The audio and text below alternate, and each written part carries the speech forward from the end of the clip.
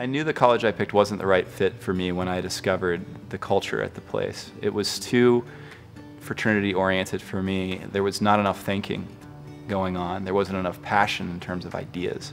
And there wasn't any structure for a rowing team. It was a club team, and I didn't have enough structure to be able to really thrive in that environment.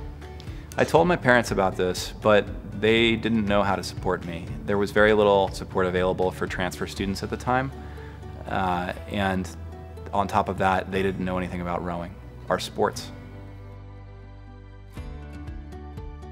The single most common thing I hear parents say to me before we start consulting is, where should we be in the timeline?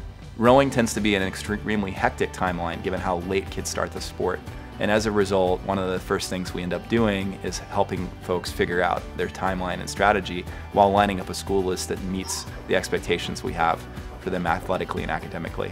Expectation management is definitely one thing we do, and we definitely see parents who insist that this Ivy League school is the #1 school for their child. And sometimes it doesn't work out if their child doesn't think it's the right school for them. That's what happened to me. We have conversations with parents around expectation management. We're very student-centric in terms of the way that we look at the process. The question is what the best school is for the student, and then to extend the options from there. In terms of thinking through expectation management, our job is bare honesty in terms of thinking about which schools are going to actually be admissible for the student, but also which schools are probably going to fit that personality the best as well.